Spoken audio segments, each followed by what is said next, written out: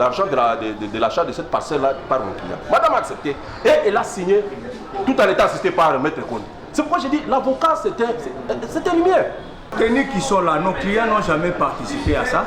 Ils n'ont jamais été là, ni dans les résolutions de ces actes-là.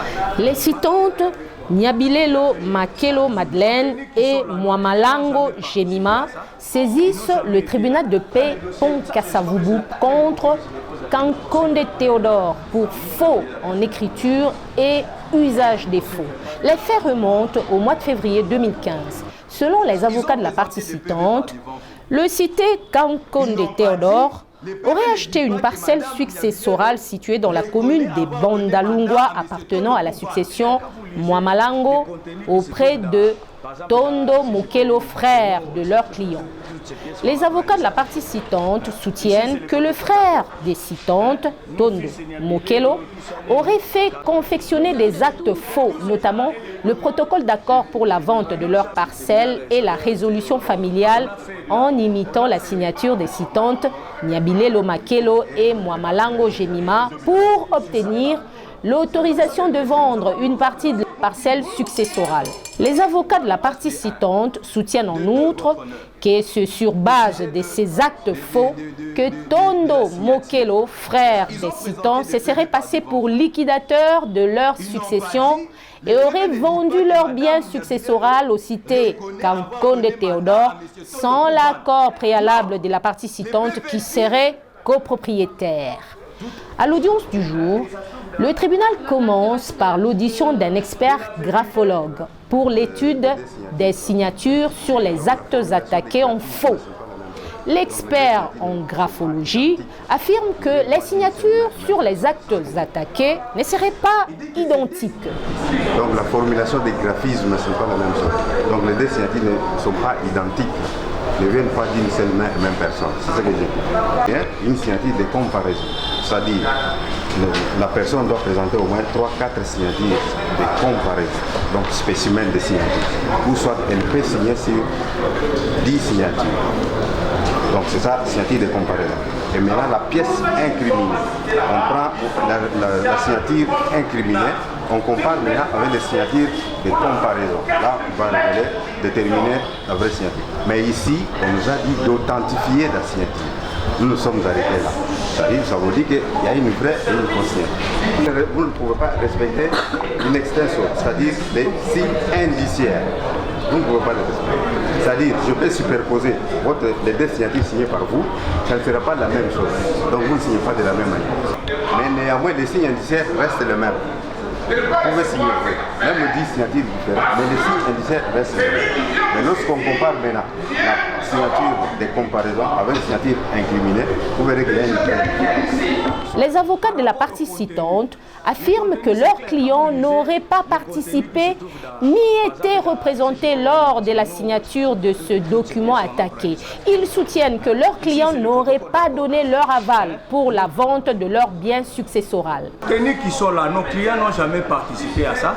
Ils n'ont jamais été là, ni dans les résolutions de ces actes-là. Par rapport au contenu, les contenus c'est clair. Quand vous lisez les contenus qui se trouvent dans, par exemple, si je peux, parce que nous, toutes ces pièces, on a brandi ça. Hein? Ici, c'est le protocole d'accord. Hein? Nous, fils Nyabilé, tout ça, Nini, quartier, tout ça, désigné, héritier, tout ça, aîné de la famille. Hein? Décidons. Donc, dans cette réunion ici, présent encore la vente de ces deux parcelles. Décidons la vente de ces deux parcelles. Même les signatures qui se trouvent donc, c'est-à-dire les contenus ainsi que les signatures là, ne sont pas valides parce que mes clientes, à nous, ils n'ont jamais pas fait une réunion pareille où ils ont décidé qu'on puisse vendre. D'autant plus que ces documents-là, la parcelle est là, avec un certificat d'enregistrement avec des personnes bien déterminées. Il a dit ils encaissent. Je reconnais que c'était des documents faux. Ça c'est de 1. De 2, votre honneur. Au sujet de la signature. Ils ont présenté des PV par devant vous. Ils n'ont pas dit, les PV ne disent pas que Madame Nyabilelo reconnaît avoir donné mandat à M. Tondo pour vendre. Non. Le PV dit, tout en précisant, comme a très bien dit mon estimé confrère, qui vient de me précéder, il dit, j'accepte à titre humanitaire de vous rembourser l'argent. Accepter vous rembourser l'argent à titre humanitaire veut dire que j'avais donné mandat à celui-là pour vendre. Non. Donc on ne doit pas faire de gymnastique. Troisièmement, ils sont en train de se défendre. Mais qu'en est-il du point de vue de Jemima? Elle est partie citante. Elle dit que je ne reconnais rien. Pourquoi ne dit pas je ne reconnais rien, je n'ai jamais été, je n'ai jamais signé? Qu'est-ce qui est en dit? Silence total. Elle va s'en cramponner maintenant sur Niabilelo. Peut-être encore plus loin pour pousser votre tribunal et dire ah, il y a aussi Jemima. Que Jemima aussi comparé personnellement. Et comme ils ont toujours l'habitude de préparer des mandats d'amener là, ils vont encore faire encore des effets de troubles. Après pour dire l'avocat n'est pas là pour créer des troubles. Qui crée des troubles? Qui crée des troubles, votre honneur? Jemima conteste. S'il veut se camponner sur Niabilelo, Jemima conteste. Et sa contestation jusqu'à présent vaut son pesant d'or. Les avocats de la partie citée pour leur part confirment que la partie citante serait au courant de la vente qu'aurait effectué leur frère Tondo Mokelo. Ils sollicitent la comparution personnelle des citants. L'avocat n'est pas fauteur de troubles. L'avocat c'est une lumière. Lorsqu'il y a obscurité, l'avocat apparaît pour donner la lumière. L'avocat n'est pas fauteur de troubles. Lorsque vous prenez ce procès verbal, où on vous dit que madame a été arrêtée, c'est faux. Il a été assisté par Maître Condé. Quand vous prenez le procès verbal, on va dire madame Niabilelo assistée par son conseil, Maître Condé. Et il était avec moi là. Quand madame répondait, et puis lui, il s'est énervé. Parce que madame a confirmé que oui, son frère a vendu et madame a accepté de rembourser l'argent de l'achat de cette parcelle-là par mon client. Madame a accepté et elle a signé tout en étant assisté par Maître Condé. C'est pourquoi j'ai dit l'avocat c'était lumière. Mais il vient ici, il commence à chercher même à obstruer alors qu'il a assisté. Il a assisté à ce procès ici. Non seulement quand on vous dit, bon ok, admettons que premier procès verbal, madame a été arrêtée. Oui, elle a été arrêtée. Mais lors de la confrontation, parce que madame était relâchée le même jour, elle est venue une semaine après pour la confrontation avec M. Kankonde. Et il a été assisté par Maître Condé. Nous avons assisté ensemble avec lui.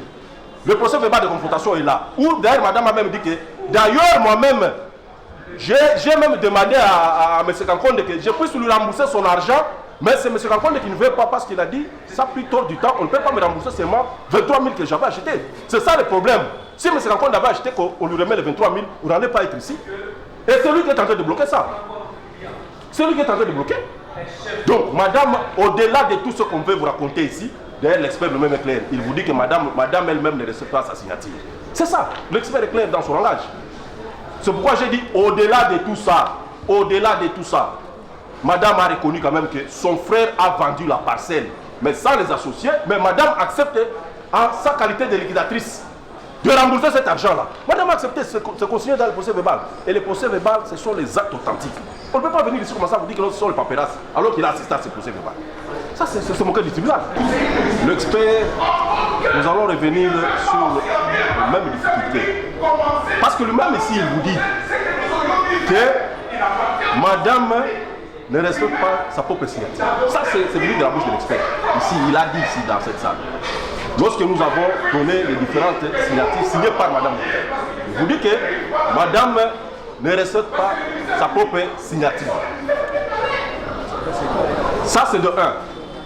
Maintenant, de 2, madame la présidente, pour mettre fin à ça, c'est la comparution personnelle de madame qui vient signer devant le tribunal ici, parce que le tribunal aussi, c'est un expert. Qu'on ne dise pas, le tribunal aussi est expert. Madame Niabilelo comparait en personne ici, et elle signe devant le tribunal, on fait la comparution des documents. Parce que ça, ce sont les procès verbaux, ce sont les procès verbaux authentiques. Madame a signé au parquet. Et lorsque nous regardons la manière dont madame Niabilelo est tentée de signer, de la même manière.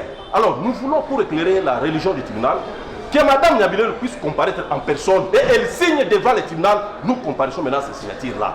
Que le maître l'expert qui va encore prendre tout du temps, en verra ici, il va commencer à vous dire que non, il y a homogénéité, il y a ceci, il y a cela. Non, madame Niabilelo comparait en personne ici, elle signe devant le tribunal, on lui oppose les signatures signées devant le parquet. C'est tout. Après avoir entendu toutes les parties, Le tribunal clôt les débats et renvoie la présente cause pour la comparution personnelle de la partie citante et la poursuite de l'instruction.